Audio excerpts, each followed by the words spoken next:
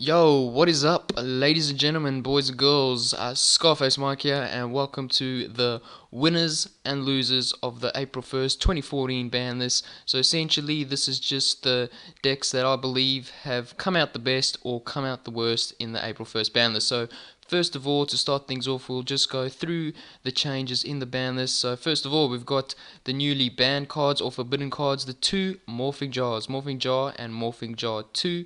And then the limited cards, we've now got Coach, Soldier, Wolfbark, Mermail, Biscund, Rekindling, and Infernity Barrier. And then the newly semi-limited cards, so these cards are now at 2, is Necroface, and Hieratic Seal of Convocation is now limited to 2 again.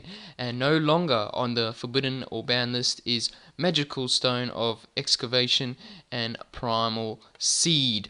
So those are the changes to the April 1st ban list. So let's now get straight into the winners and losers. So I'll start things off with the losers, and in my opinion, the biggest loser would have to be Infernities, which is quite surprising because Infernities didn't really get that many tops, but Konami have decided to hit this card, Infernity Barrier, which is a pretty important card to the deck. It's the main trap card in the deck. It's a counter trap card, and its effect is you can, when your opponent activates a spell, trap card, or effect monster, if you control a face-up attack position, Infernity, and have no cards in your hand, you can negate the activation and destroy it. So it's a pretty powerful card, and I mean, it's powerful, so I can see why they limited it. But Infernities didn't really get that many tops, and I think there were better cards or better decks that Konami should have hit, but they've decided to hit in Infernities, and they definitely are the biggest losers in my opinion from the ban list. Another loser would be Fire Kings. Fire Kings, once again, is another deck that didn't really get that many tops, but at the expense of Fire Fist, they did get a little bit of a hit. Mainly, Coach Soldier Wolfbark is now limited to 1. As you can see, I would play the 3, so limiting it to 1 is a bit of an impact or a bit of a downer for the deck. And also, Rekindling is now limited to 1, which was a pretty powerful card in this deck. Most Fire Kings players would only play the 2 anyway, but still, limiting to 1 is a big blow for the deck, and it's definitely come out as one of the decks that have been hit the most. So that is pretty unfortunate for Fire Kings players, and I'm a big fan of Fire Kings, so I'm pretty disappointed in that. Moving on, another loser would of course be Fire Fist, and that's because of Wolfpark being limited to 1. They've still got Tenki and Bear at 3, but I think the build of Fire Fist that we hurt the most is this build, the +1 Fire Fist, where they play the triple Wolfbark, the triple Bear, the 1 Gorilla, and the card Ds.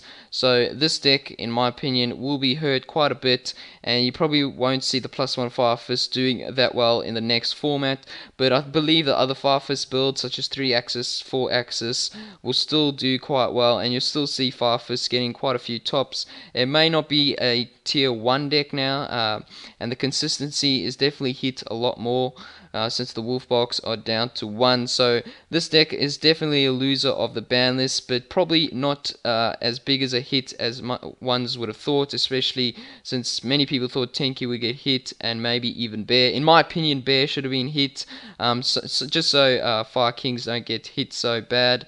I would have put Bear down to 1 instead of Wolfbark, or as well as Tenki maybe down to 2, but that's definitely the hits I would have done. But they've gone with Wolfbark, or Konami's gone with Wolfbark, and it's still a big blow to Fire Fists.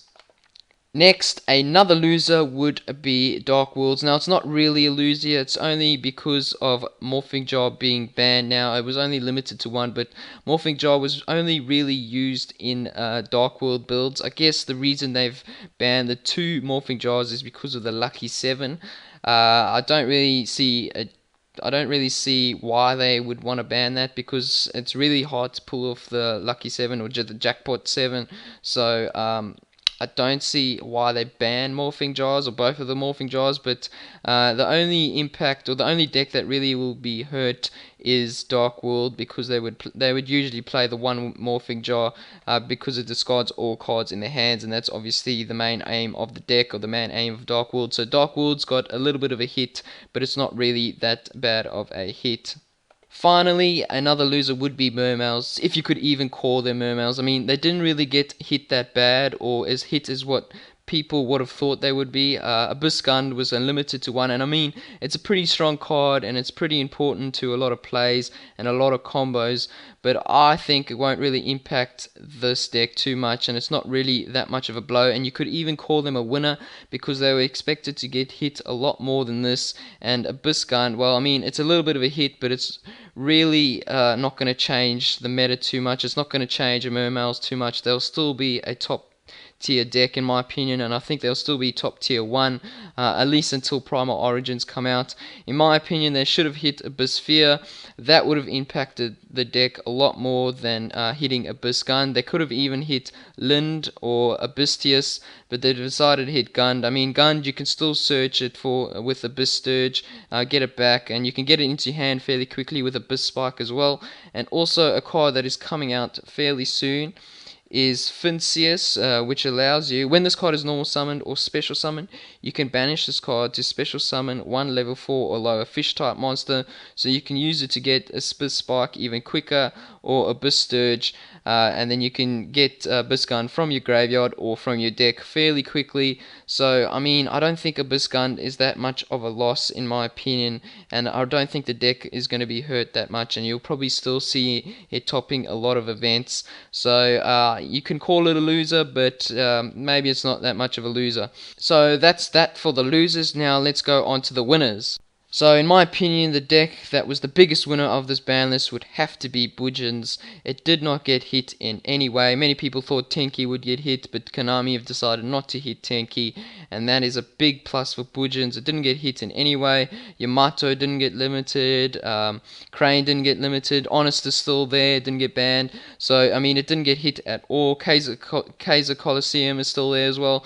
So this deck is going to be pretty strong in the next format and could be tier 1 now, so it'll be interesting to see how it goes. It'll probably be tier 1 until Primal Origins, and we'll see what happens there. Then when artifacts come out, you know, the whole meta will probably change, but till then Budgeons could be tier 1, so it'll be interesting to see how many tops and how many first places they can get in that month or so.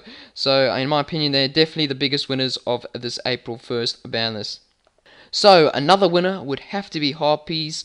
Hysteric Sign was probably the card that was most likely to get hit, but didn't get hit. Nothing in Harpies got hit at all. Harpies Hunting Ground was another card that could have got hit, and so was Hysteric Party. All three of those cards are pretty powerful cards, but Konami have decided not to hit Harpies, so they are definitely looking good for the future and looking in good stead, and could see or could get a lot more tops in this format. So we'll see how they go.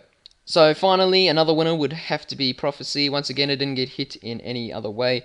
Spellbook of Fate is still limited to 1. It didn't get banned. None of the other cards got hit, so that's pretty good for Spellbooks. There'll probably still be a tier 2 sort of deck, or tier 1.5. I don't see them moving up to tier 1 anytime soon, so we'll see how they go. But yes, once again, it's another winner. Didn't get hit. Other decks that probably you can consider winners are Evil Swarms, Constellas, and a few others. But in my opinion, these were probably the three biggest winners: Harpies, Budgeons, and Prophecy. And you could probably put Evil Swarm in that category as well. They're probably the top decks that could do well in the next format. I don't think Prophecy will do as well as Budgeons and Harpies.